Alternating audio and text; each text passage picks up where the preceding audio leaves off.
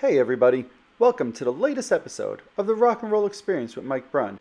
On this episode, I sit down with Vincent DiGerlando, art director at Howard Marks Advertising during the 70s and the 80s. Vincent will tell us all about his time working with Kiss, Diana Ross, Wings, and others. He'll talk to us about him working on the Kiss albums Double Platinum, the solo albums, his work with Unmasked, his work with the tour books, the work he did on the Kiss Army logo, and much, much more. I'd also just like to take a moment to thank Vincent for joining me on my show. I had a lot of fun talking about some of these Kiss stories, and I think a lot of you guys will enjoy listening to these as well. So Vincent, thanks a lot for taking the time to join me on my show. So I guess without further ado, let's just jump right in and let's hear what Vincent has to say. I think you guys are really going to love this episode. Thanks for watching. Stuff. Where I wanted to start, though, is obviously during the 70s and 80s, Howard Marks Advertising worked with Kiss, worked for Kiss, right? You were a part of Howard Marks. But I think even a lot of Kiss fans today still don't even fully know what Howard Marks' role was. Could you just explain what the Howard Marks organization, the advertising team, was doing in the music industry and for Kiss, and what your role was? Okay, basically it was an advertising agency that wound up connecting with Bill Aucoin, who we know was the very first manager who wound up being more in the music industry. Now, Howard Marks was interesting enough in this building called the Music Building, I believe it was called, because Bob Dylan was upstairs, Janis Joplin. There were a few people. I think Grossman might have even had an office there. That's probably why they went up there. Okay. In the Music Building in the upper floor. There's somebody else, Todd Rundgren, I think, had a studio there too. But so basically, it was a music building, but Howard Marks wasn't that involved in the music business that much until he really got involved with Kiss, and Bill Aucoin. Mm-hmm. By then, we were now going to move to a bigger space at some point. Mm-hmm. But what happened was, Bill Aucoin rented a room there, so that's how they became friends, and they were also going to start a TV show. I think, Dennis had told me John Lennon and Yoko had come there because the idea was it was going to be sort of like rock performers come on and perform, and then it would televise. It was something new at the time. I don't know if it was Bill Aucoin's idea or Howard's. So that was the beginning of it.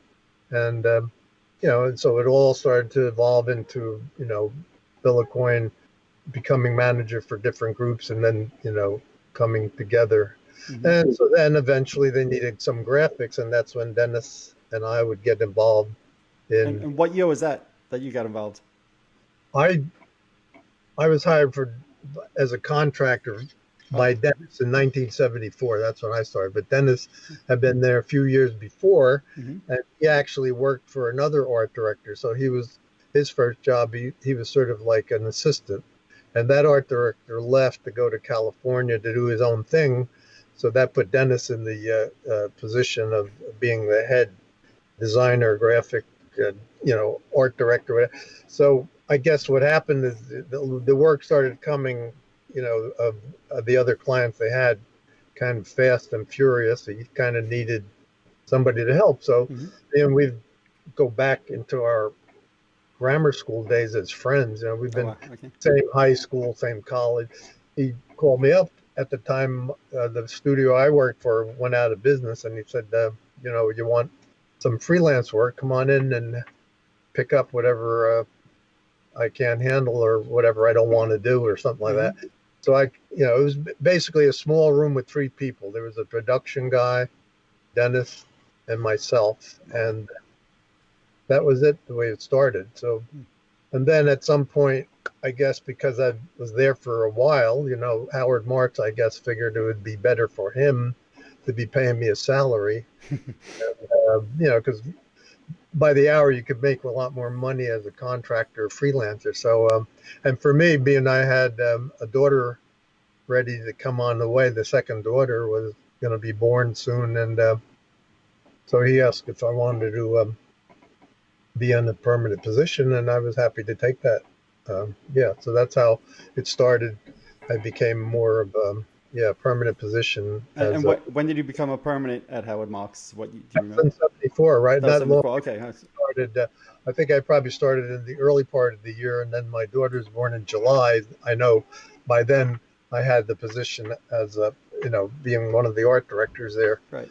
and Dennis was the creative director, so he was the head man of the whole Right. situation. And, Okay. Right. So obviously, it sounds like Dennis brought you in. You guys were childhood friends.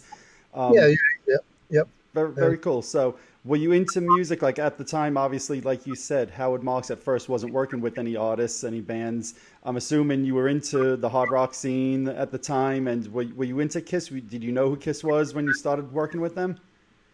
not really. I think I had mentioned to Nils in his interview the fanzine, Kiss fanzine, Yep. that I was more into like Bob Dylan, the Okay. Stones, Mm-hmm. the Beatles, more mainstream music. Dennis really was into, he'd do a couple of his Kiss imitations, but Mm-hmm. he was more into them than I was. And I, I wasn't into heavy metal. You could basically say that. Okay. I was into more of the, the rock scene at the time that was more mellow, I guess. Right. Right. Okay. So, I believe the first Kiss album cover that you were involved in, correct me if I'm wrong, was Double Platinum. Yes, exactly. Yeah, like I'm saying, things started coming hard and fast. We had other clients too. Mm-hmm. Uh, the Silver Mint was part of Howard Marks, designing silver bars, things. So there was a lot of, at some point, I wound up getting to do the cover on that one. So I can't tell you the exact reason why, but, because Dennis was mostly involved and he might have been involved in another, maybe designing a tour book or even, we kind of shared jobs. I would do Okay. some Silver Mint. He might do the brochure for it.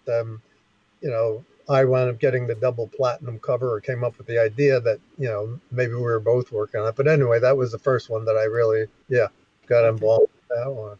Okay. One of the things that always sticks out to me with that album cover is first off, obviously the foil, the glossiness of it.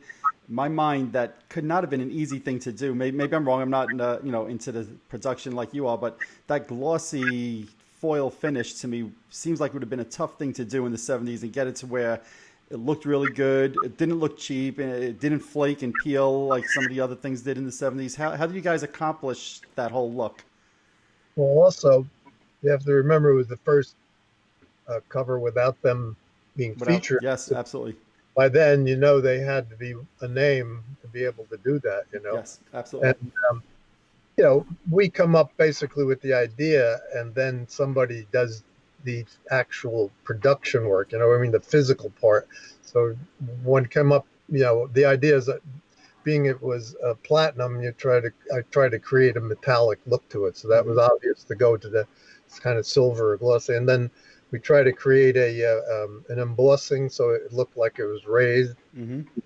The actual, and then the inside, each of the four guys had a portrait that was embossed too, and so that was the idea.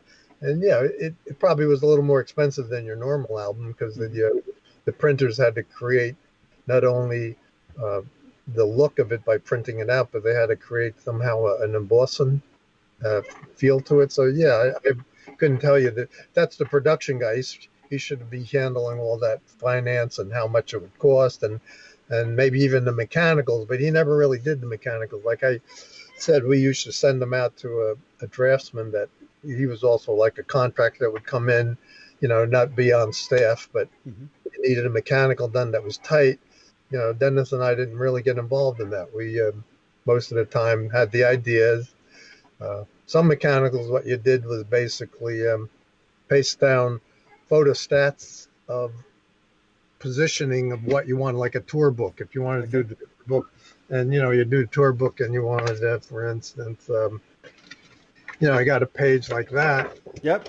So you wanted to create. So I'd wind up putting a black and white image there and there, and create an outline and put the So someone had a black and white there, and then they would strip in film, the production by the printer, and they would strip in all the film and the photographs and position. They'd have the artwork separate. Sure. Then and then they would wind up making a film that would make a plate for the printing. So it became very technical at that point. That was a little more boring because it's very The most fun was someone giving you the problem, what they need, and then your creative juices get involved, and then you come up with an idea, and you wind up doing, like I say, the graphics. You present it to them, they approve of it. It goes to the mechanical stage, and like here's a quick example. I was saying for the KISS logo, for instance, that starts with a sketch, and then you come up with a mechanical. Usually, the mechanical has an overlay. You have it in black and white, then the overlay indicates the colors that you want. Okay, nice. Mm-hmm. And then they make a film of it, and then eventually, they wind up with the printing of it, and you get all the colors in place and stuff like that. That's what. Now, have you kept a lot of the stuff that you had from the 70s? Because I see, obviously, you're pulling tour book, this and that out. I'll tell you what, you try to keep a sample of some of the things you worked on. Like, in those days, you had something called like a portfolio, one of these. Yep. In there, you'd have all the things that you like. Like, for instance, this is one of the tour books I worked on. So you'd have a sample of that because you'd need that for the next job, that you indicate what it is that you worked on and show them an indication of your ability. Right. But today you don't do that anymore. You used to leave it at the art director, and then they'd look at it, and then they'd call you up, tell you if you got the job or not, come and pick up the portfolio. Nowadays, everything's done. You could send, JPEGs or TIFFs, right. So you don't even have to get involved. And sometimes you have to go back for 3 or 4 interviews. You know what I mean? It's like a lot more difficult than it used to be, and less personable, I find, because, you're not going to sit down and be interviewed necessarily by the art director until you get to the third maybe stage, when they look at all the different JPEGs that people send, or portfolios by the internet. That's a whole different world. Absolutely. Very interesting. So kind of just going back to the double platinum album for one moment, you mentioned before that KISS was not on the cover, right? And that's one of the things that always sticks out to me. It's the first album without them not on the cover. Like you said, you designed it with the red double platinum font and the silver logos. But was there any pushback from management or from the band saying, hold on, the band's not on this, we need their image on there? Was there any talk, or did they just accept that right off the top? I never heard any real commotion about it. So if there was, they might have made a comment. But as far as I know, it was pretty well accepted. And, basically the metallic for the platinum and the red for the blood kind of thing. So it was kind of, some things come off very easy and simple, and you like them. And sometimes when you come up with an idea and it slides in real easy and everyone accepts it, it just feels good. It feels right. Some of them you go back and forth and people argue, and then you have issues. But that one, no problem with it. And like I said, being it was the first one without them being on the cover, that made it pretty unusual. Yep. Now, so like I said, that was the first cover you worked on, but correct me if I'm wrong. I've read that you were actually responsible for naming the Kiss Destroyer album. Is that correct? Yeah, again, these are things that you come up with a way of creating a solution for the problem. So what I basically did was just sit down and write a bunch of names, things that come off like a flow of consciousness, So that was one of the names that happened to a label or title that came up, and then it just gave them the whole list, and then they went down the list and they liked that one. And there you go. That's as simple as it was, Right. So it's pretty funny because it's such an iconic album, an iconic title. And I bet you most fans don't know that you were responsible for naming that album. I guess they don't. But even like I'm saying, think about how iconic you want to use that word, or how much attention it would get at that point. You just basically say, oh, I got an idea. I'll just do a stream of consciousness. Right. But then somebody will say, hey, you named it, right? It's like, yeah, so, yeah. Not a big deal to you, it seems like, right? At the time, no, it's just you're doing your work, and yeah. Right. Now, do you remember any of the other titles that you threw around? I've read like Conqueror was a name, or Demons of Rock, I think I've read is a possible name. None of them sound as cool as Destroyer, but... Yeah, if you had to think of it yourself, you'd probably come up with them too. Like I say, it's a stream of consciousness. But I can't say, if you knew all these things were going to come about with such importance, it would have been fun to keep that. I mean, the stuff I got that I did save, I'll tell you, when Howard Marks' agency was basically uh, going down, you could say, Mm-hmm. there was a kind of a dumpster in the big art department because when we had moved, there was a big space. The first one was a small room with the three guys. The second one was just me and Dennis. Big room, file cabinets in the back, Mm-hmm. windows, and a lot of space. But they had a dumpster. I know when I was now, the agency was being eliminated. It was actually going down. Howard Marks, I think, had died by then.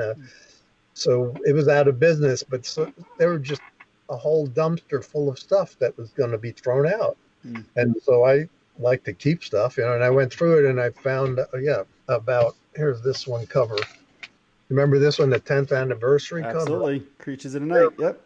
A whole stack of those in the dumpster. And I thought, Right. well, I'm going to grab a couple. And so I wound up selling them on eBay Okay.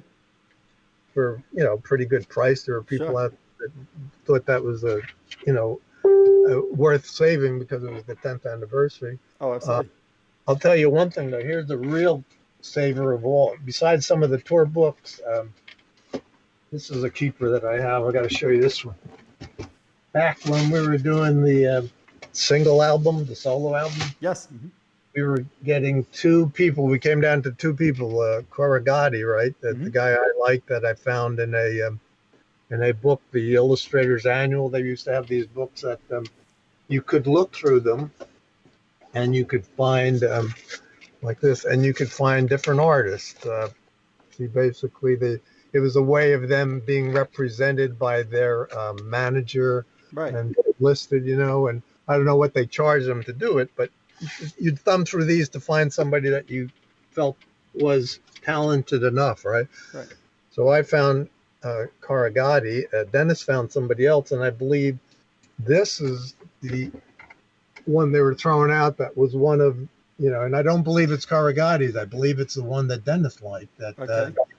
And I can't tell you who it was because he didn't sign it. Right. And it wasn't somebody that I had chosen. So you're saying that was one of the other options as the solo album art? Yeah.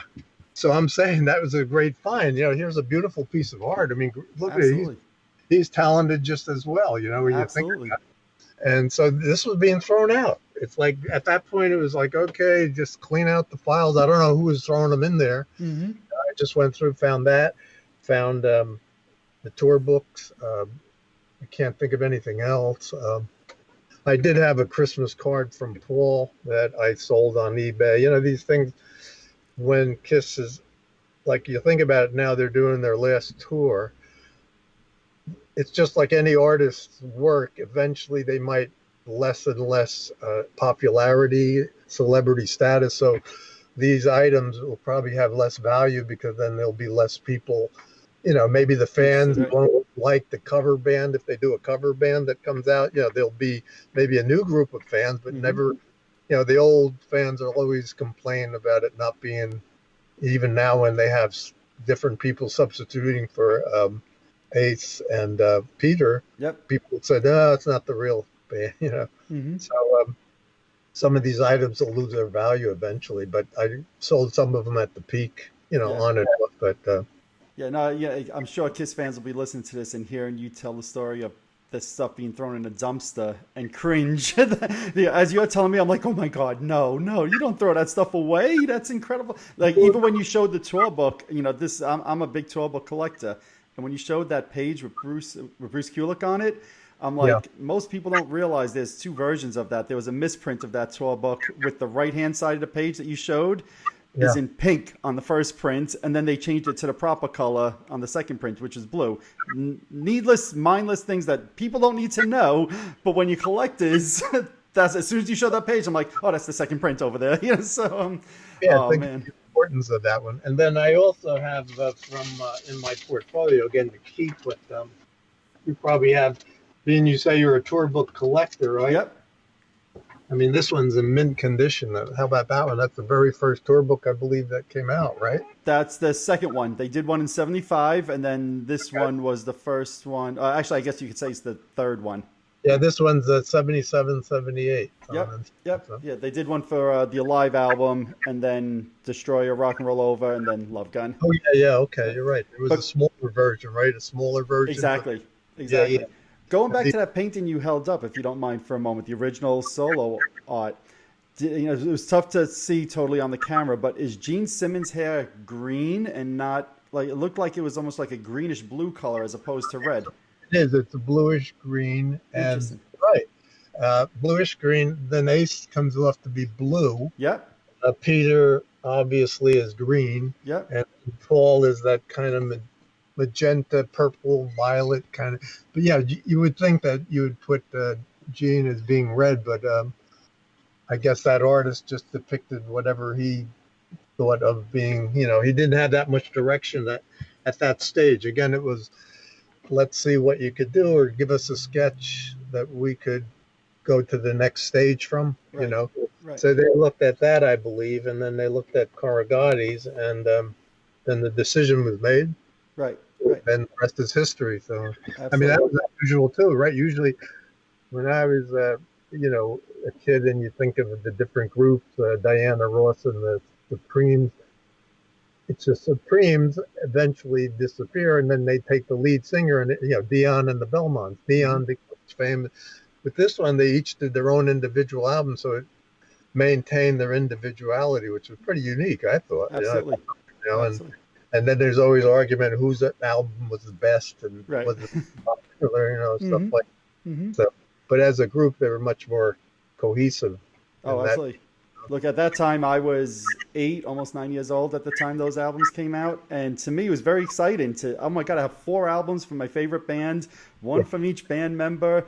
At the time, growing up as a kid, I was a huge Peter Criss guy. That was the first solo album I bought. And, one by one, I got them for my birthday, for Christmas, whatever it was that my parents got them for me for. And to me, it was really exciting and very unique as a music fan. As like you mentioned some of the other bands before. And, look, people love Led Zeppelin, the Rolling Stones.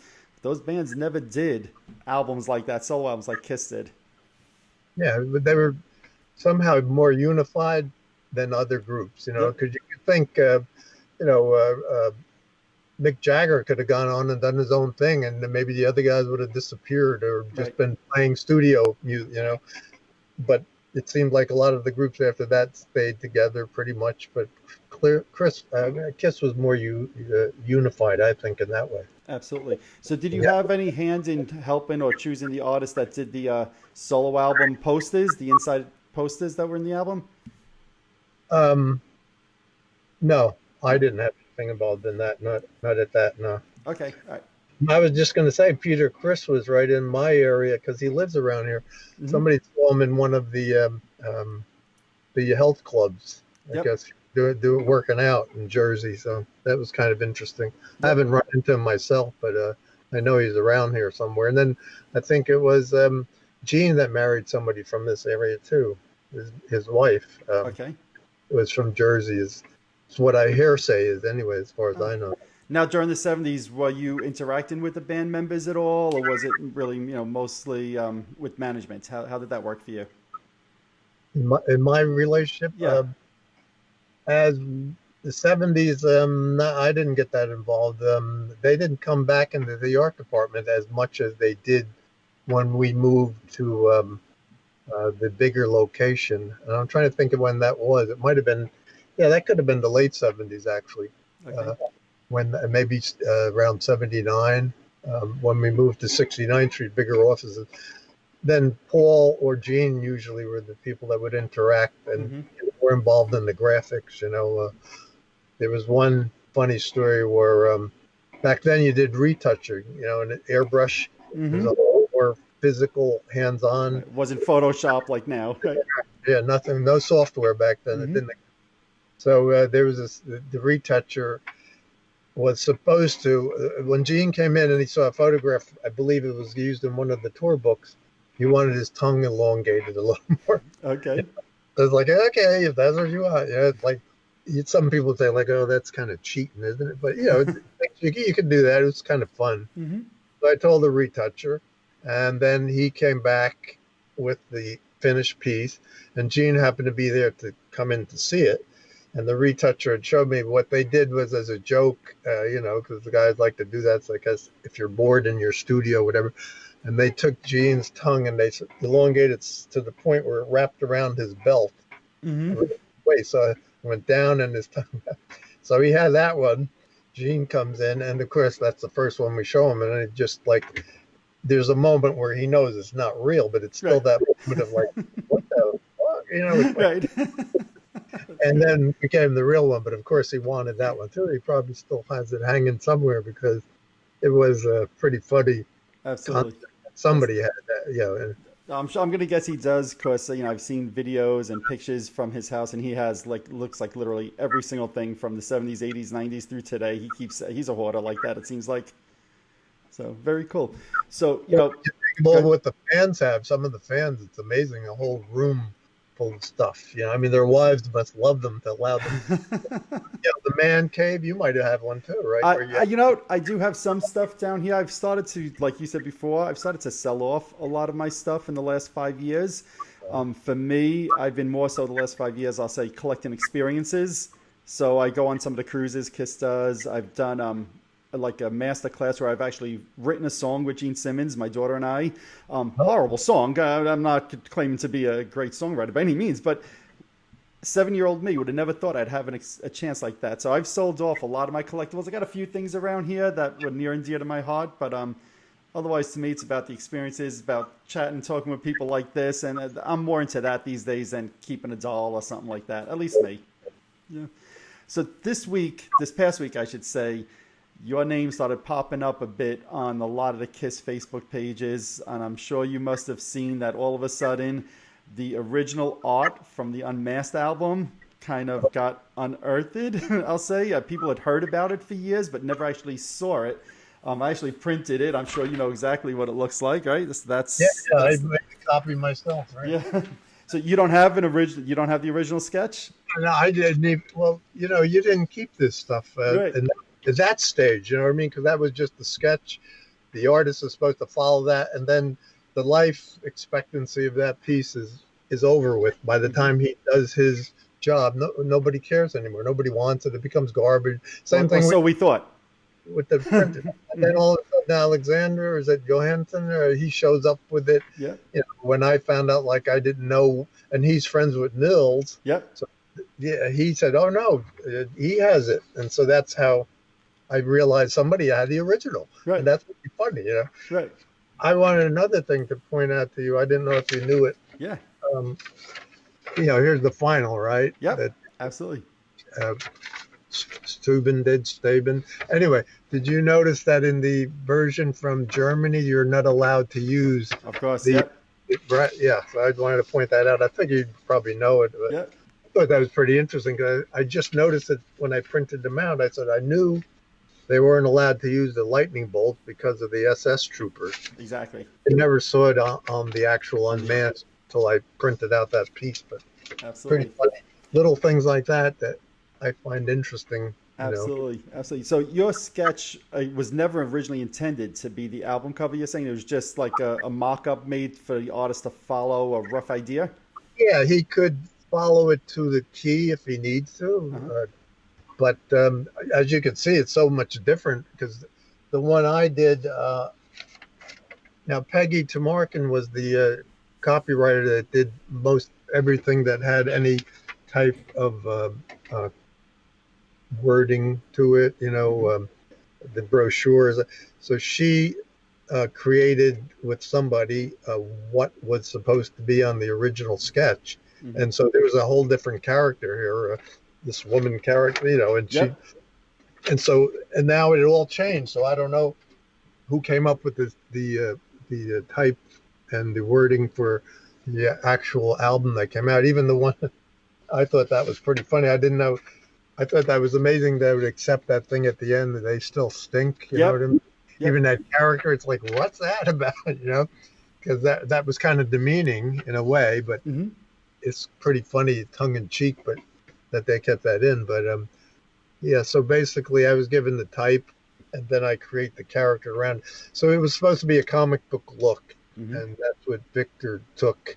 And then he supposedly, like a lot of artists, the cartoon artists, they have somebody that does the lettering, Mm-hmm.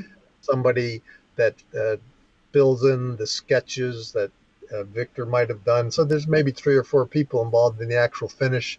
Again, that goes to the printer, Mm-hmm. and then the printer has to separate, create plates for it, and print it. Mm-hmm.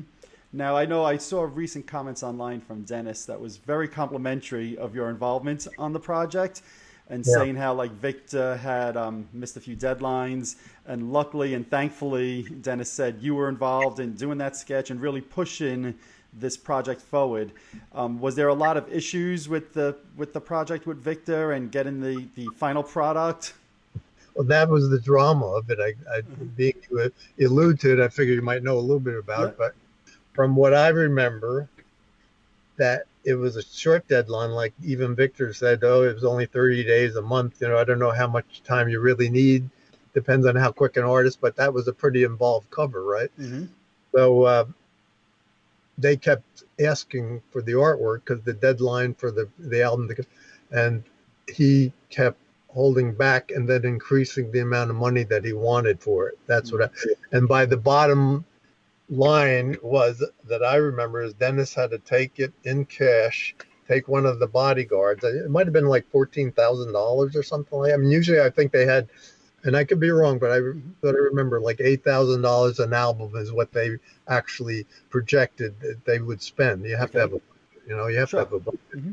So anyway, he kept increasing it to the point where I believe it was like 14,000 in cash, delivered in person to the studio, and then you'll get the artwork. Mm-hmm. Right. And it got in a cab. We had one of the bodyguards, could have been John Hart or whatever. Mm-hmm. Went there, and that's how they acquired the actual art for the finish. But the deadline was pretty tight, so he had the leverage, to do that. Right. Which was.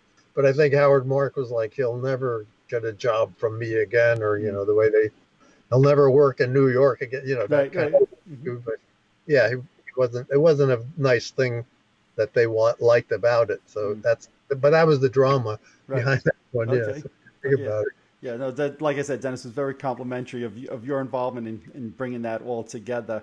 Now, when I look at your drawing, you pointed out a couple of things, but obviously they ultimately did the reporter instead of the woman.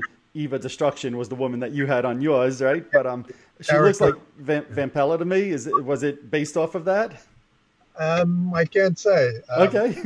Just the character in itself, whatever the type I had, I just worked with the idea behind it, and you create a character with, working with the type that, the text that put together by Peggy, and how it come about, So it was also the sexual aspect. You have Absolutely. the male-female thing going, and each character had their own. Yeah, it made it more comic book style, To me, even though it's comic book style, your sketch seemed, in my opinion, a little bit more edgy, I'll call it, than the final version. The final version was a little bit more, I don't want to say kiddish, but a little tamed down compared to yours. Do you know, was that a discussion to maybe try to, Victor, take yours, but tame it down a little bit? Do you remember anything like that?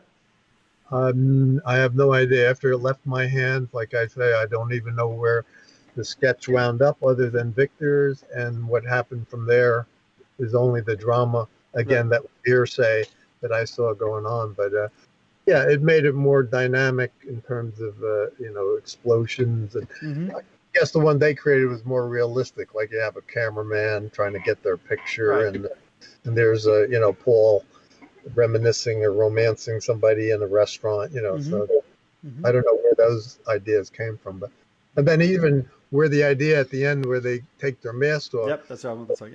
You don't know where that came from, because like I'm saying, after a while people came in and out. The hearsay that I heard was there was the printer who used to come around and pick up the work for production and knew the main manager that was in the production, Leon, his name was, supposedly he and Howard used to hang out. I guess he'd go to Howard's office, and they might have came up with the idea of taking the mask off or having something where they reveal themselves, but underneath it, it's really them. I didn't even. I don't know if that really worked in terms of Mm-hmm. my idea. It's like, I don't know, believable, but it was a concept. So Right. you never know where they come from. The ideas originate. Yeah, that was one of the things, again, as I was looking at the original art, that panel is actually very similar in nature and style to the final. So your sketch in the final is very, like you said, they're taking off the masks. It's their makeup underneath, supposedly. Even Yeah. like this, you have in your drawing, it says gasp, which they used on the final album cover as well. That one panel seemed to have been modified, but not changed a whole lot. Yeah, I don't think you could do much more with that Yeah. concept. It was the strongest concept at the end. It was the punchline. So, Right. and that became a pretty nice T-shirt. I saw a couple of T-shirts. I think I sold one of those too. A T-shirt Okay. we had. Yeah, that was a nice one. Yeah. Okay. I also noticed when looking at your sketch that it said "Kiss Unmasked" with a question mark. Do you remember anything why that question mark is there? I know it's a minor thing, but it seemed big to me. Well, I think it alluded to the fact that they were unmasked, but really underneath it was Hmm. still the same images. So Hmm. how unmasked is it really? Right. I think per se, Okay. So that Okay. was behind that one. Right. Gotcha. Yeah. And I liked your last panel. You referenced it before that on the album it says "I still think they stink," but yours actually referenced the Kiss song. The "Do you love me?" Yeah, yeah. Yes. So I thought that was kind of, a lot of Kiss fans when they saw this, I'll tell you, a lot of people like, I like this better than the final version. This is great. They should have used this. I know for you it was just a sketch, but a lot of fans took to it. And other fans, of course, I like the final version better, but a lot of fans really loved your sketch. Yeah, I like the fact that it was accepted and appreciated by people afterwards too, Hmm. and it's more complimentary to them. Do you love me? Relating to the music, Yep. where one was like, "What's that all about?" I maybe somebody that really didn't like them wanted to put that in there. I still think they stink. Obviously, it's not a complimentary thing, but Right. it's kind of comical in that way. Yeah, to me, growing up as a kid, I took that totally as tongue in cheek. Like I said, at that time I was like 9, 10 years old. And if you were a Kiss fan at that time, a lot of people either loved Kiss or hated Kiss. And the people who hated Kiss let you know that how could you like the band. So I always saw that last panel as like just like almost like a little inside joke amongst Kiss fans. Like, yeah, this is what everybody else says about us, but hey, it's okay, we're good, you know? Well, it always seemed to be Led Zeppelin or Kiss because Yep, exactly. the two that seem to be most competitive in terms of people's minds.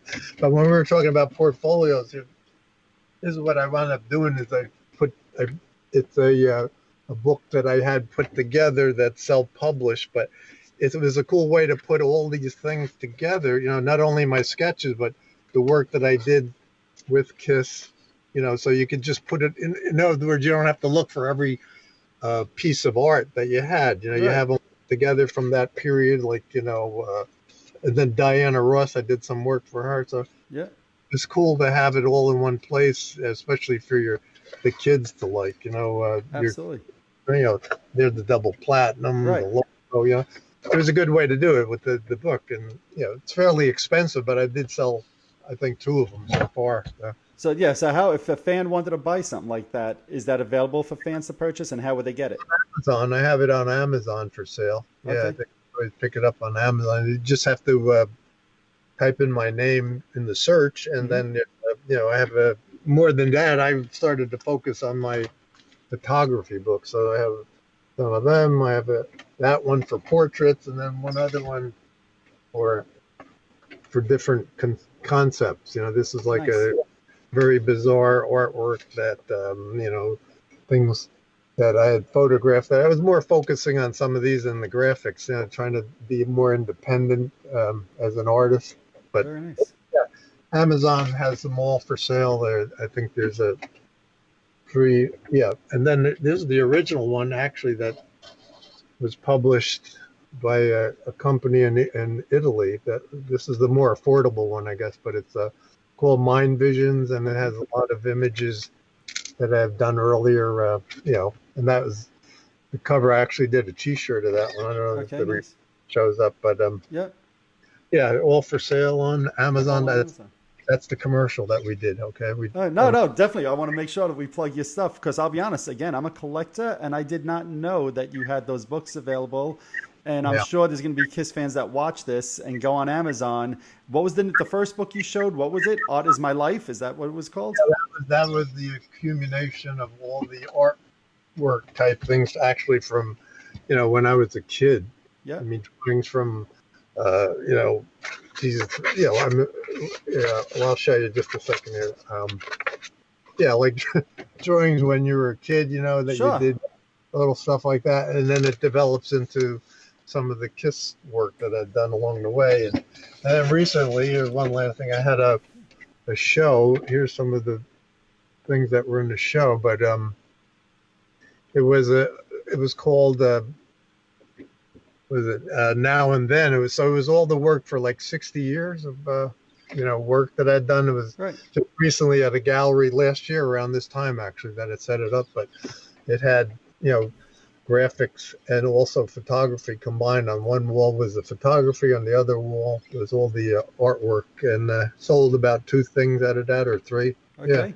Nice. Are you doing any more shows like that? Not for a while, because that was a pretty big undertaking. It almost took a year to put it Wow. together, find everything, get it mounted and framed, and then print up all the, design the card. It was like a job created for myself, in terms of Sure. designing a Absolutely. card for it. And then, so if I do it, it'll be a while before I could put it together again. My Okay. brother has we were talking about the Newark Museum, getting in touch with them, but at this point, we haven't done anything at that point. Okay. 6 years of work is a lot when It's you think that absolutely. half a century, Without a doubt. Absolutely. Yeah. Now, as you were thumbing through the book, I noticed you have, and I have to ask about this, the Kiss Army logo. So like I said before, Dennis has been enormously complimentary of all the work that you've done. I've seen great comments. He disputes that you did the Kiss Army logo. So let's hear your version of this.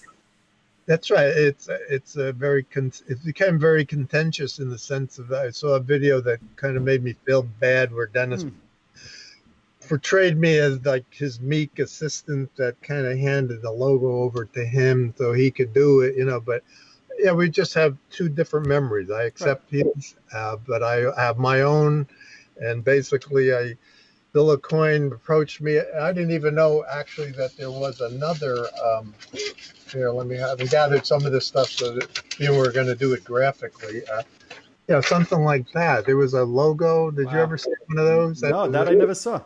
A very early. This one has Casablanca on it, so I don't know where it came from. What, but it was online, and but I think Starkey might have had it on his Facebook page. But there might have been somewhat of like an emblem type thing that you would have. Usually they had them on the side of their uniform. Like, some of the army or military had it there, right? Mm-hmm. So Bill Aucoin he might have come into the art department when Dennis wasn't there, or out to lunch or whatever, but he approached me and said, Vin, could you put together some kind of logo or something? He wanted something maybe a little more exciting, more related again to the army, being it's an army and not a fan club necessarily. Mm-hmm. And so, being in the military, and also they used to give you these little cards in the military that had all the ranks, so you would know them. They had things that when you're captured by the enemy, you should just give them your name, rank, and serial number, all these little, So I went through them, saw the chevrons, sort of like things like that, right? Yep. And then you basically pick up an emblem like that, that would be the shields, right? And then combining that with because there you could see Army, the way it's just basically, B&Ace had already created the logo. It was simple enough to put it all together, with that. And then you could see the idea of the chevron, and there it is, a shield. It was fairly simple. Mm-hmm. And I showed the sketch, I guess, to Bill and Howard. Somebody had to approve it before, we went to the next stage. And so I gave it to them. And then we have this guy, Ashley Martello, who's probably dead by now because he was older than us. He was another contractor that came in and, like I said, did the tight mechanical type things that I showed you earlier. It's kind of boring trying to, doing all these lines. And this was basically a photostat of the KISS logo that you just put in place, a position again. and so all this structure of the type. Anyway, my recollection, I create it, give it to the guys, they approve it, everybody go down the line. The next thing is you got to finish it off for the printer again, make it type black and white for it. Ashley takes it, he comes back with it. I remember him leaning over my shoulder and opening having the overlay, and here's what I did, he said. And then it's like, okay, looks good to me. We'll just go to the next stage, move on, and that's it. So that's my recollection. That's what I say by. So yeah, and just so you know, Dennis pretty much said it's a very similar thing last week online, that you guys just have different recollections, and he feels there's no ill will. It's just you guys have different memories of something that was probably minor in the big scheme of an entire professional career. And at the time, nobody knew that logo, that icon would still, when I saw them in concert 2 nights ago, that was still hanging up in the arena, a big Kiss Army logo, but who knew in 1976 that would still be around 40 years later? Well, that was the other picture. I remember my experience of it was being at one of the concerts, and then I remember the drum, like when they suddenly give the solo to each guy in the band. Now it's Peter's turn, and you hear this broom, broom, and his whole band set is rising, and then behind him they drop, they unfurl this logo that you're working on. It's like, holy Jesus, look at it. You never expected to reach that level of, it was a rush to see it. And then you think, wow, this is the way probably some of the military, you get all these people together. I don't want to say the Nazis or anything, but you see all their kids beat with the drums, yeah, and then this thing's unfurling behind you. You think like, wow, it starts as a little sketch, an idea, and then suddenly it's But the part I find ironic was nobody ever talked about it. You know what I mean? And then when I did the interview with Nils for the Kiss fanzine, he asked me about what I did, and I told him what I did, and then suddenly everyone's aware somebody had to do the Kiss Army logo. You know what I mean? Now it becomes, something that wasn't accepted. Nobody have talked about it. I mean, here's something, kids that have tattoos of it. Absolutely. It's on the tour books, and why you would think nobody would talk about it and the origin of it. That's what I mention it. And now it's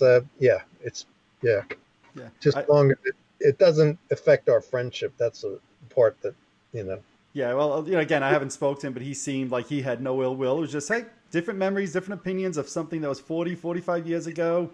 Exactly. You guys were busy working in the moment, living in the moment. It's us fans that dissect each and every little detail. Like I said, why is there a question mark after the word unmasked? So, we Kiss fans notice this. You guys were in the moment, living it. And look, there's stuff that happened 40 years ago I don't totally remember exactly right. I'm sure that's just the way it is. But you seem to have a lot of detail about how this went down on your side. It doesn't even happen to had happened 40 years ago. Because you think about, you talk to some detectives during a crime scene or something, and you have an eyewitness, you get 3 eyewitnesses only moments after it happened, and you'll get 3 versions of what they saw. So now we're talking about, but I mean, it's pretty funny when you think about how people are picking and choosing all these things now about what happened that long ago. But even this thing, this album that I showed you, this one that I worked on, I liked the idea because it was during Dennis's sabbatical, so I'd worked on the whole thing, but I sold him on the idea of having this huge tour book compared to those ones, because I figured, all right, Kiss is bigger than life itself, so that was kind of, and then of course they had that logo behind it. But I that was one of the things I enjoyed the most, because they actually bought it. When you like your idea and they like it too, makes you feel good, and it was probably the only the only tour book that was made this size, when you think about it. Absolutely, it is. How practicable it was for everybody else, but I thought it was a great idea in the end. So. Yep, I remember when I went to the show on that tour and I bought the book, I'm like, how am I going to keep this book with me all night without it getting wrinkled and destroyed? Because I see yours is folded, but mine I have to keep the mint condition of it as much as possible, like a collector, So I was all night like protecting it with my life, so to speak, because this thing was, for me, much bigger than what I was used to with regular standard size tour books. I had to fold it to fit it in the portfolio because it was so Right. big, it didn't even fit in that. Like, all right, should I buy a whole portfolio just to fit that one piece in? So, Sure. right, Sure. I like, Absolutely. yeah, Absolutely. Now, I believe you were also involved in the second version of the Creatures of the Night album and the back cover, right? yeah, So to this day, a lot of people, I'll say, wrongly say that that's Paul Stanley. Yeah, exactly. yeah. Clear up for the record, right? Because you're involved in this. That is not Paul Stanley, right? No, Okay. So who do you know who it is? we lost connection. Oh, okay, you just came back. So I had asked you, that's not Paul Stanley. You said no, and that was the last thing I heard. It was supposed to be a female, because of the whole sensual thing about, Hmm. kiss, rock and roll, sex, whatever. Hmm. So I tell my photographer friend, I said, so what we're going to do is cast girls for the best backside that they have, the Hmm. best ass. And so Hmm. here we are, and these girls are coming in, and then we're just telling them, okay, turn around and, bend over, because that was the way to get the projecting of the buttocks. Uh-huh. So that was both of us looking and saying, well, yeah, well, okay, we'll put that down as a possibility or something. And finally, this very attractive woman at that time, but I mean, basically, we wanted the backside. So Hmm. she, we approved of hers, and then we went to the studio, and he had his equipment, and we got these leather pants, Hmm. and she bent over and took a lot of shots. But no, it's not Paul Stanley. It's this cute little girl. And you don't remember her name at this point? I didn't know. That would No. be funny to know even that little detail, but Hmm. I do remember she was quite attractive. But Okay. how good would that fly today in the Me Too?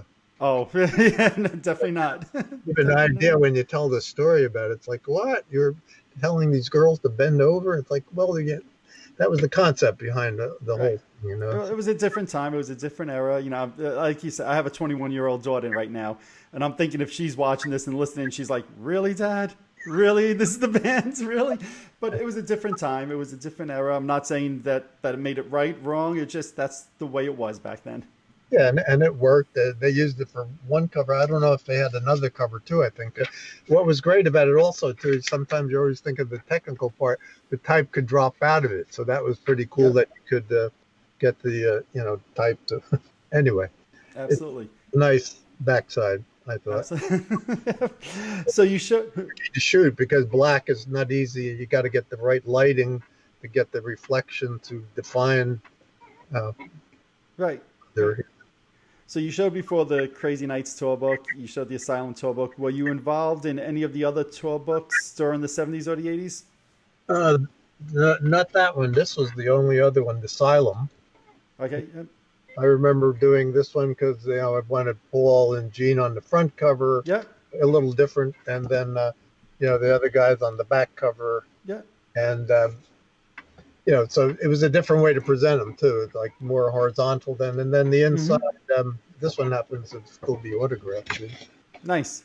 But yeah, the inside. What I wanted to do is create a different pattern for each guy. Because you try to make them different than the others. You don't want Right. the same. Um, and that was basically it. The only sad part is, I guess, the story, like I said, with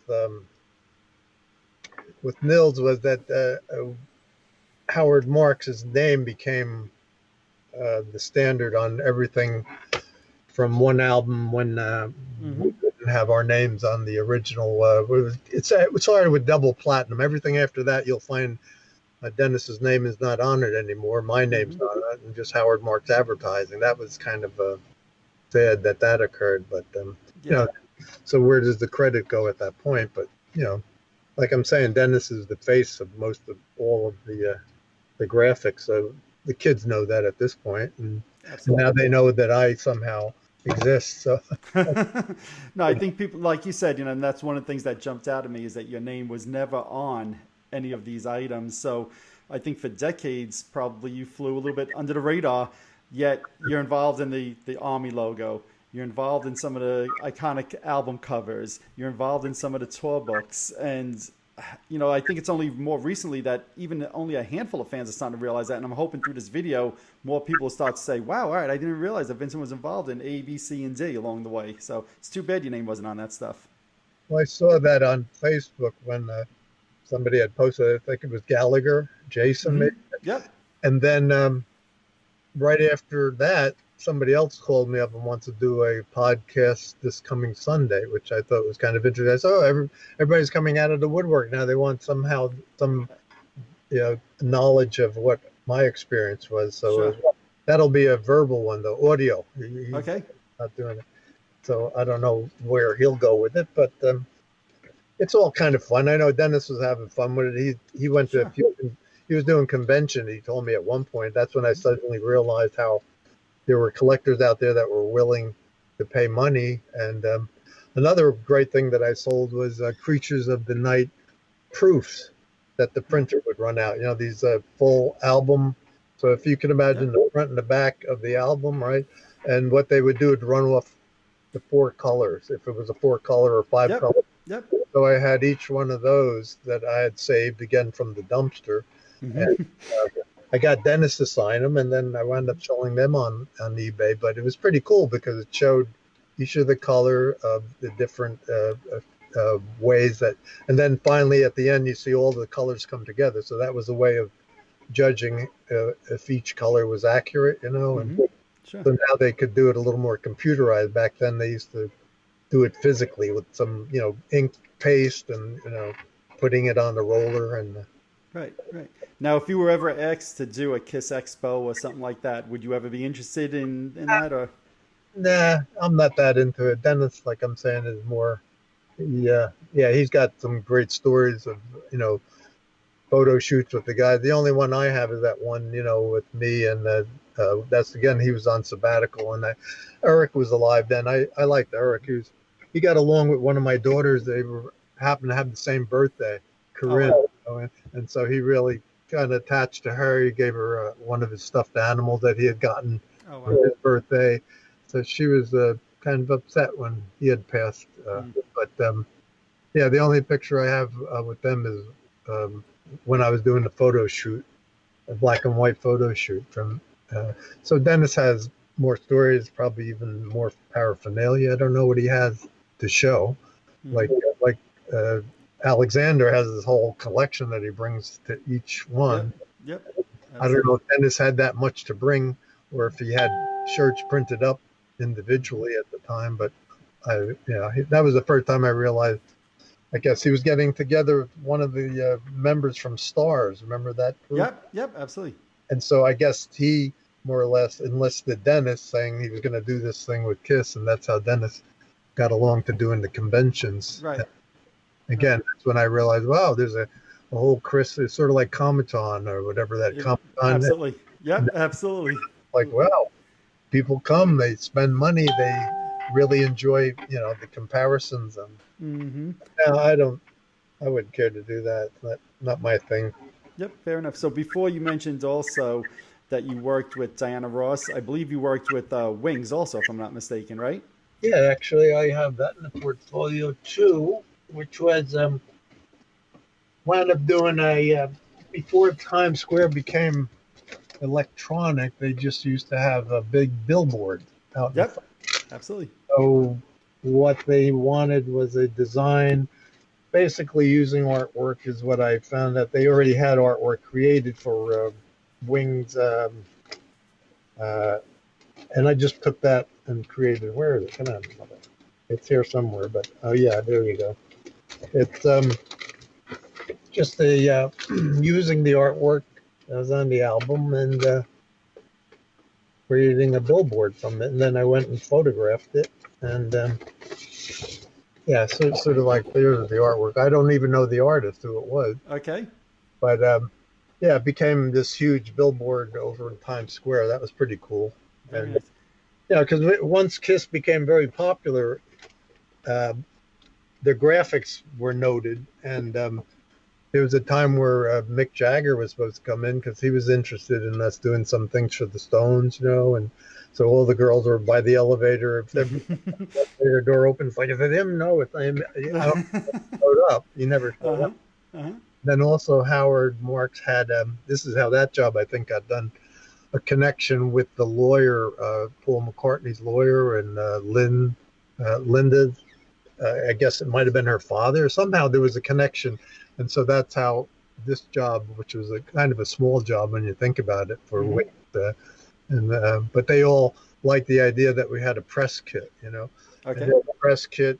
There were, press photos. It was very cohesive in terms of presenting it for a possible showing, or a Right. concert. So Right. Nice. Now, I would have to think, I'm thinking back to when we first started chatting today, and you said you were into like Dylan, the Beatles. I'd have to think working on a Paul McCartney project. I don't know if you met him, but even just having to work on a Paul McCartney project to you must have been like, wow, this is amazing. I'm one of my childhood idols or whatever. Yeah. yeah, I felt that way a little, but it would have been nice to do more for it because it was too Sure. simple to take something like the artwork that someone already had, some art director was involved in that maybe or something. It would have been nicer to get involved in a tour book or something more, Hmm. working with them directly. But that was about it. It was a good time for Howard Marks. And then he was connected with doing something with Grease, when that was a very popular. Okay. Yeah, there was a few things that came out at that time that were possibilities to work on. So it was very exciting until the bottom fell out, and I guess the band had issues with them and Hmm. everybody. It's like a lot of things start out. I saw that movie We Were Brothers about the band. That Okay. movie? Yep. Hmm. I Yep. just saw that last night, and the way everything starts out in the beginning, and you feel their energy, and Hmm. togetherness, and then all of a sudden it starts to dissipate, and then somebody's arguing with somebody, and someone's getting too much credit, and Hmm. and then but it's so nice in the beginning, and when the energy's at its peak, is the best. So Hmm. yeah, it was that way with Howard Marks for a while, and then things started to fall apart, and who's leaving, and the band's not around anymore, and Howard's gone, and Roseanne's gone. That she used to work there, and yeah, Hmm. But so, I mean, you were there for what? Probably about 15 years? 14 actually. 14. 14 Nice. years, yeah. Nice. Is there any artist, if you could have worked on a project of theirs, that you say, I wish I would have had the opportunity to work with Bob Dylan or whoever it is, if you could choose one? Well, being I grew up listening to Bob Dylan music, Hmm. here's another ironic story. I call these kind of universal or cosmic jokes. Okay. This one, Dennis also turned me on to a lot of good music like Dylan, and we used to listen to that. I go to the library back then, and what you used to do is they had a setup where you could put earphones on and listen to the records, Hmm. play them right there. You couldn't get them out somehow, but um, being I grew up listening to Dylan, liked him. Some people at some point used to think I looked like him. That's how funny it was. Okay. I was actually bringing some of my film to get developed at a camera shop, and this woman comes next to me, and she says, "You're Bob Dylan," and I'm thinking, like, no, I'm not, And that was one of the first awareness of. And she said, "No, it's okay. I won't tell anybody you're Bob Dylan." I said, "Right." And then I said, "Well, I'm going to play with her." And then I started saying, it ain't me, babe," or something. But That's great. the joke of it all was that my daughter now, my oldest daughter, wound up getting involved with a couple of groups as like a merchandiser or trying to manage them, like the Spin Doctors. I don't know if you ever Yep. heard of them. Yep. I've heard of him. Yep. And and then they would go to these what is it, the grouping I want to call Balabalooza, or whatever they call Oh, them. yeah. Yeah. Lollapalooza. Well, yeah, and they would all come together. So you had all these young groups that were trying to make it. So she wound up meeting Dylan's group with the what is the name of his group again? Wallflowers. Wallflower. His son. Yep. Hmm. So she winds up being friends with his son. Jacob. Yeah, they wound up hanging out because they're all in the, whatever those moments in between all the shows, and they hang Right. out, become friends. So now she's friends with Jacob still, and I said, I can't believe it. I said, look, tell him the next time he's around, get one of his father's socks, okay? So she tells him that as a joke, and he didn't blink. Oh yeah, I'll tell your dad I'll get one of them. So, but Hmm. it was so funny because of the ironic fact that you would never know your daughter would suddenly become friends. And then he played down here at the Stone Pony, so we got to talk to him backstage, and Sure. really nice guy, very mellow, good sound to Wallflowers. But Yeah. it's hard to compete when you got a father that's so uh, iconic, as again to use that word, you know. Hmm. No, absolutely. I can only imagine being the son of somebody like Bob Dylan, Yeah, but Gene it would have been Simmons, Paul. cool to work with him. That would have been good. You know, some artists like him, and even Absolutely. the Beatles or some of the people. Well, I try to get one of my photographer friends, Dwayne Michaels, who is I consider a master in photography. Now he's had a couple of shows in New York. He just had one at the Morgan Gallery, but I was trying to talk Roseanne at one point to get him to do one of the albums. Let him show you his concept because I wanted to bring Kiss into the art world. You know, make it Hmm. like a different step to bring it into this more upper class, very cool. So, you know, because I think there's been some artists that did something for Sting, and I'm Okay. trying to remember who else. Even Dennis brought in one of the fashion photographers, or I can't remember. You remember that one where he did the four guys together, and they're and their faces are just filling the whole cover. And Okay. I don't think it's on in it. It's a much later stage, but he would remember the guy. Anyway, he was a famous fashion photographer. It's not on it. Yeah. Okay. So he was bringing him into the fashion world. You know, so he Hmm. got a name attached to your. So I was trying to do the same thing with Dwayne Michaels, being his Okay. art photographer to come in, but Roseanne didn't buy it, and so I don't know if it went any further than her. Right. And that was the end of that. She didn't see the practicality of it. I'm saying, no, it'll bring them into the art world. It might wind up in the Museum of Modern Sure. Art, you know, as one of his pieces. But that kind of died. But that's what happened. Some ideas never make it, and then Right. some you're happy they do, you know. Absolutely. Did you ever hear, like, since you're a Dylan fan, that did you know or hear that Gene Simmons wrote a song with Bob Dylan? Did you ever hear that? No, he did.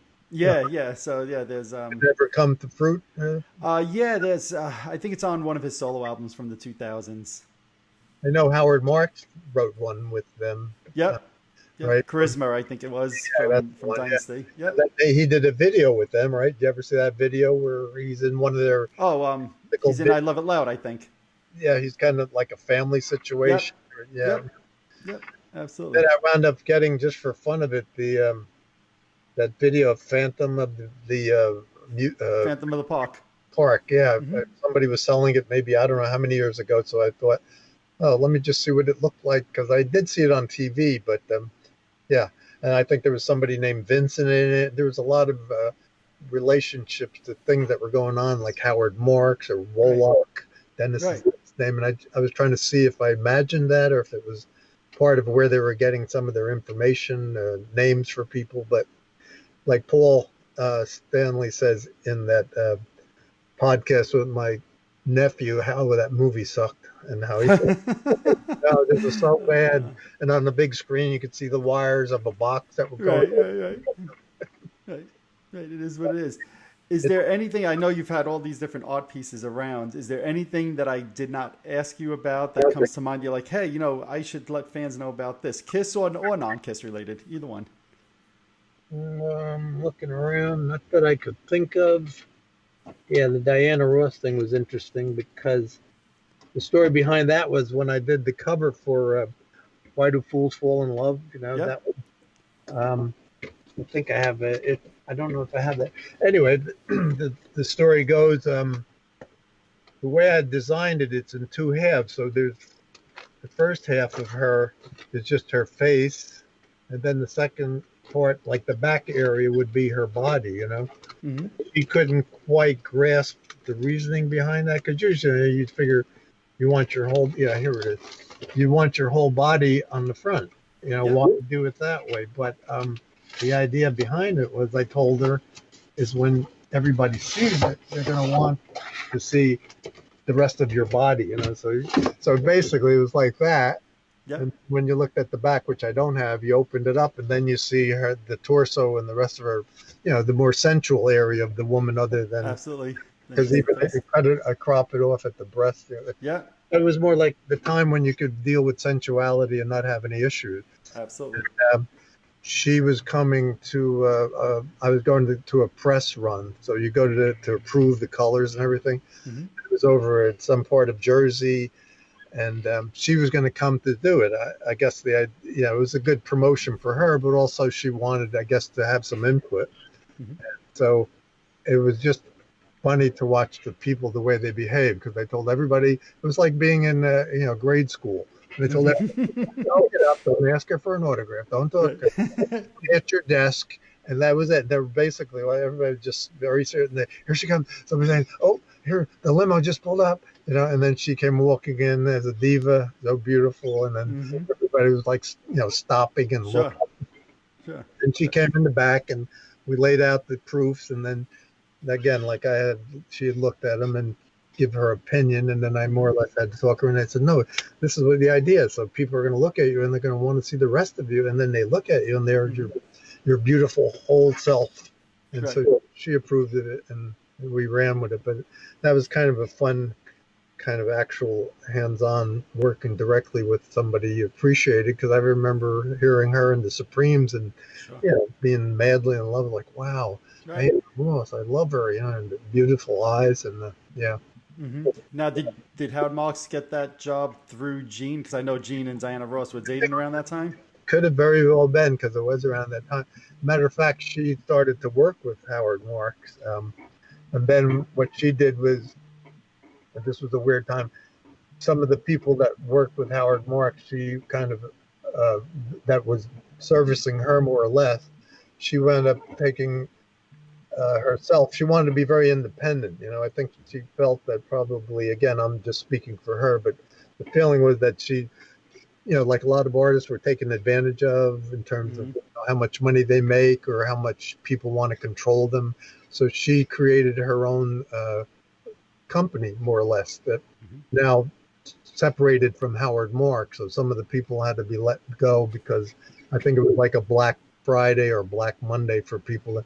And I remember going there because Roseanne, who was Howard's assistant, still kept the relationship. So she was willing to have Roseanne be part of the company in terms of giving her some information or heads up about things.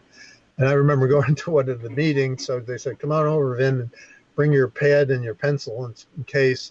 And I just remember sitting and them talking, and it was kind of fragmented because nobody had anything cohesive together yet. And I remember just looking at me and saying, well, draw something. Come on, draw something. Like, what? We're not talking about. There's just nothing to draw. There's no concept. Right. Mind boggling, but it shows you she was a little nervous about things and a little paranoid. I don't know. It was something new that I think she was getting into or something. But yeah.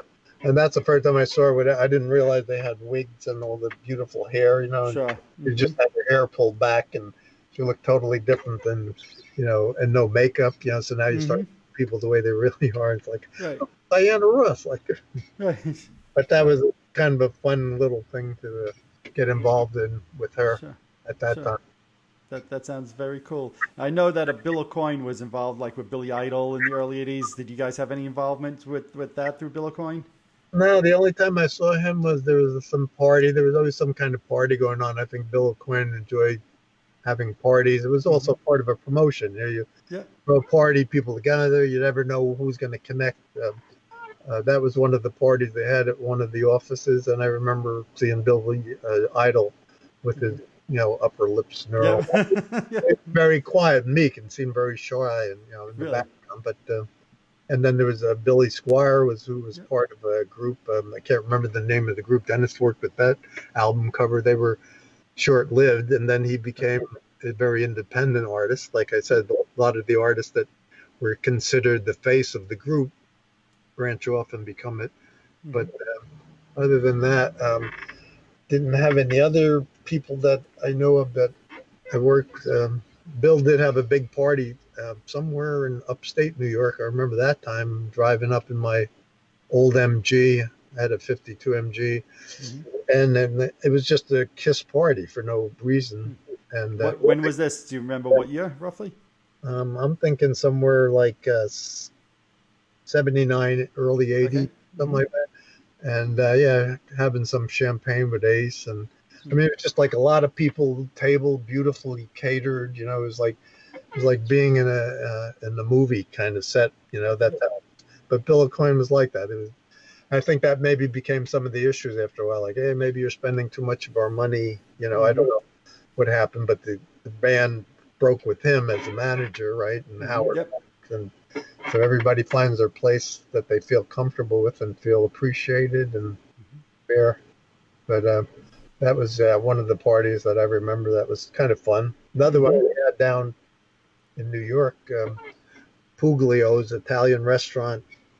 Dennis and I used to go to. Some friends, we always went there, had like family seating, big tables, and we suggested that to Howard Marks, like, we're going to have another party for Kiss. Why don't we have it at the Italian restaurant? Close it down. Italian food. It's a great family kind of situation. And Gene was going out with Cher at the time. I remember that. My wife at the time went with me, and I remember her telling me she was in the bathroom and Cher couldn't get her zipper up or something. She had to help her.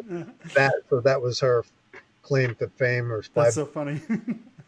But I mean, what was nice about it, the guys were very loose, and I remember Paul just jamming, and they, there was nothing, no structure to it. People just having fun, and they used to make their own homemade wine there that they would sell, and so we all had a pretty good time there. Yeah, that was fun. That was one of the parties downtown, Little Italy at the time. So when you say Paul was jamming, like acoustic guitar, or actually just like noodling around? I'm trying to think. It could have been electric, could have been acoustic, but whatever it was just like somebody having fun and not thinking about it performing or his image or aura. No makeup at the time, so that was a big thing. People were wondering what's going on here, and I think that was when they were supposed to be not seen with without the makeup. And I used to say to Dennis, like, God, if we sent out one of those pictures, we could have imagined the money we could have. And there was one time that we just talked about recently when I called Dennis on the phone where I'll tell you how it happened from my side. Somebody called up and said, look, this radio station wants some images of a Kiss. And this is when one of the new guys was joining. Who was the first guy that joined? You probably know better. Eric Carr joined in July of 80 was his first show. It was after him. Vinnie Vincent? No, even after him. After Vinnie Vincent was Mark St. John, was short-lived. Okay. And then Bruce Kulick. John, whoever it wasn't going to be the original Kiss group. Okay. I said, yeah, I could, why not? We're going to help the guys and promote them. So, I'll get some pictures to them. And then Howard Marks found out about it. And he came in to the art department, and the top of it, he just screamed out, who the fuck sent this picture? And then everybody just froze. I remember that. And I just said, I did. Just looked at me and I said, I didn't know you guys they had some kind of deal. They were not going to sell the band, but I think they were probably trying to sell them on performing somewhere. And of course, you wanted the original band to be there. You didn't want anybody to think that it wasn't the original guy. So it was one of those things where everything froze. And then Howard just looked at me and I explained to him, I didn't know. Nobody told us that this was an operation that was in motion, and so I was just trying to help them out, and he realized that the innocence of it and just turned around and walked out. But it was like, well, anything could have happened at that moment. You never know. It sounds to me like that was probably early 83, because during early 83 Ace Frehley had left the band, but a lot of the publicity stuff that still went out had his picture on it. And to your point, they were trying to like almost keep it hidden that Ace wasn't in the band, and so many people would show up to the concert and be like, who's this new guitar player on stage? That's not Ace Frehley. They didn't even know until they arrived at the concert in some cases. Well, that reminds me of what I told Bill Aucoin when they first started coming to the office and he started managing them. I said, hey, Bill, that's a great idea with the makeup, because one of the guys, somebody always leaves, you could put the makeup on then and nobody will know. But it was kind of naive because, like kids will know, like, oh, he's not tall enough or he doesn't have this. But back then it just seemed like a great concept. And he said, don't tell the guys anything. Like, don't mention that. So, yeah. I just thought it was a fun idea, even as naive as it was, because like I'm saying, yeah, you could tell, especially the group today, they'll know if those are the right shoes they were wearing in the 70s. Right. So it's ironic, actually, 40 years later, to some degree, that's what's happened now, right? So Peter Criss and Ace Frehley aren't playing with them, and there's two other guys, and fans are split on their opinion of it, right? So not even going to touch that, but there's two other guys wearing Peter Criss and Ace Frehley's makeup now. That part, yeah, you never knew that that was going to happen, because even when they got Eric in, they said, all right, you had to create a different creature. Mm-hmm. Till Paul and I guess Gene had the concept of, let's just buy their makeup image from them, and then we don't have to worry about it anymore. Because I think Paul mentions that in Joe Rogan's podcast too, Mm-hmm. about after a while what how many creatures are you going to create, and it's going to Sure. be kind of goofy like a zoo, you know. Mm-hmm. Mm-hmm. So yeah, that was funny that they actually got to the point where they bought their, and then I think Peter had some resentment about that, right? At some point, Yes. it was, Yep. that's not me, and that's my makeup, and that's Mm-hmm. my character, and yeah, the egos get crazy after a while. Unfortunately, that's you said it before. We were talking. That's what happens. It starts off the honeymoon period, and Yeah, over a period of time, it's inevitable. I don't care what bandits you're talking about, right? It happens in every band.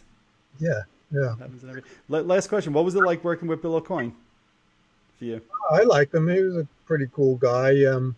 Again, when Dennis was on sabbatical, I wound up having to do. They would do these record shoots sometimes where Mm-hmm. you're there as an art director, but it's like no big deal. Like, okay, just kind of zoom in slowly or pull back slowly. Mm-hmm. Like no great revelation, like video that you could really enjoy and brag about. Or and we worked on that, and I remember him saying, "Vinny, are you happy?" And I'm thinking like, yeah, what kind of question is that, Bill? I said, happy 24/7. Does it? I said, yeah, I'm happy, and I don't know where he was thinking, but and then he came into the art department. I don't know how many years later. He wasn't involved with Kiss anymore. He looked a lot older, like we all do. Mm-hmm. And then he said, I can't believe it. You guys are still here. Like I think he liked to progress and move on, was more daring. And I was the kind of guy like, hey, I'm working with my friend. I've known him since grammar school. We did project. I remember our first job together was designing a business card for some friend's father for a wrought iron company. You Oh know, wow. Okay. design that together. Like, what do you think of that type? And well, we'll put this and we'll do, and then so you enjoy hanging out with this guy and your friend, and you're doing some work together, and nobody's bothering you. I Mm-hmm. used to open the art department door and look in sometimes, and maybe they'd have a client that they did, and then they'd laugh a little bit, and then they'd leave us alone. But Mm-hmm. so to me, maybe it was I stayed there too long, 14 years, or Okay. because after a while people move on. Sure. It's not Of like course. the old days where you stay for a job forever and you wind up retiring with a watch. Wasn't that Right. just kind Absolutely. of fun? Nobody bothered us. We dressed the way we wanted. If we did what we wanted. Dennis smoked in the place back then. You could, Yep. you know, yeah. Back in the other one, they had 16-ounce cans of beer in the refrigerator. You could Oh be wow. drinking all day if you wanted to. Mm-hmm. They did that because a lot of the guys would come in and want a beer. Right. Like you said, it was a whole different time, whether it was the Me Too movement with the album cover of Creatures of the Night, smoking, drinking in the office. It was a different time, and probably a lot of those things you wouldn't find today. Maybe some of them you do, and they're just a little bit more not spoken about and kind of secretive. Who knows? But to me, I know you said you were there a long time. Maybe you should have moved on. To me, it sounds like such an exciting life and exciting lifestyle, and you have a lot of cool experiences. So to me, it sounds almost like a dream job to me. Yeah, well, that's what I used to say to people. Like, it wasn't a job that you were miserable about going. Absolutely. Some people I'd say same day, different shit, man, or something like that. I'm like, well, it's not where I worked. I wouldn't want to work in a place like that. So Sure.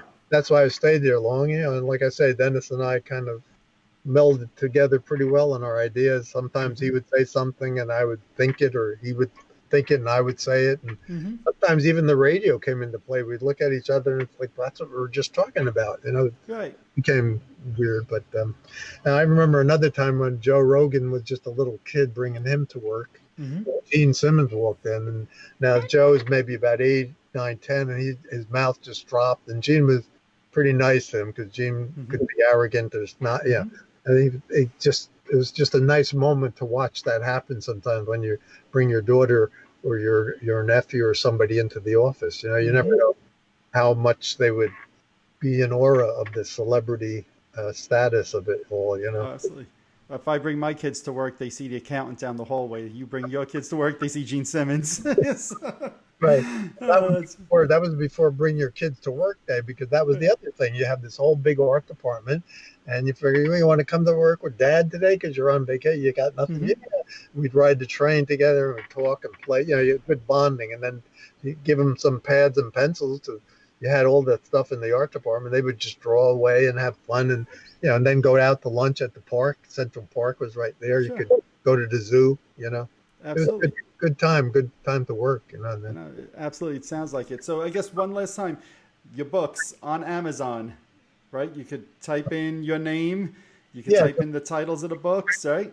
yeah, they'll all come up pretty much. Yeah, they would have what's for sale. Like I'm saying, some of them are pricey. There's a uh, smaller issues of it that are more reasonable price, and anybody could contact me if they wanted to. And how do they do that? Yeah, through Facebook.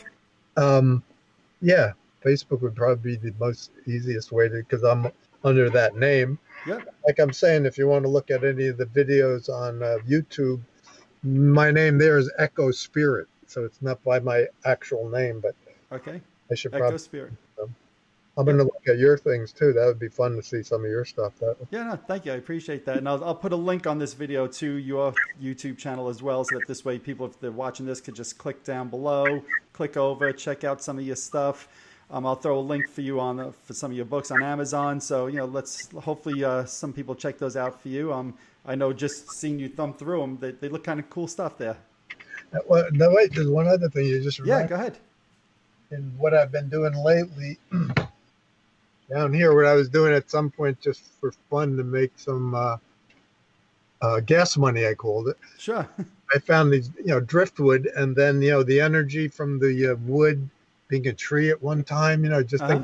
think in terms of energy. Okay, so here's this wood that's a tree, somehow gets broken, cut away, or whatever, and then it floats out into the ocean because I live right by the Atlantic, and so it's picking up the energy from the ocean, Yep.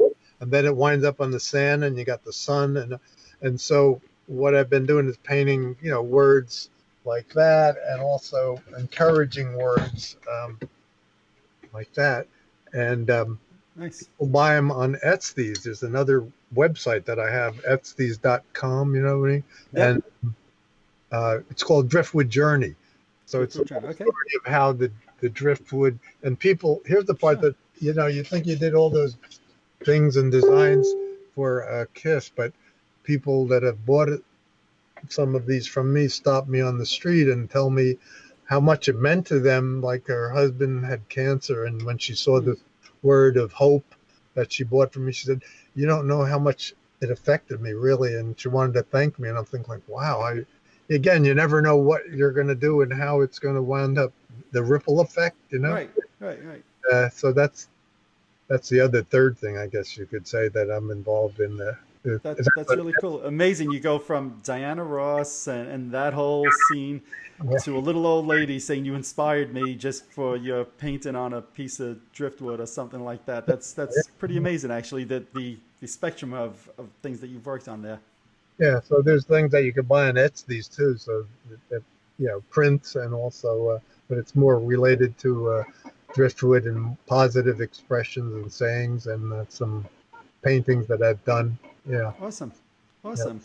Well, I have to tell you, Vince, thank you so much for doing this. This to me was incredible to hear your story, to hear your journey. To me, I wish these stories were out there sooner, but I'm hoping through this conversation and through this video, people hear your story, hear your contributions to Kiss and the music industry and some of the other artists. And, thank you for taking the time to chat with me today.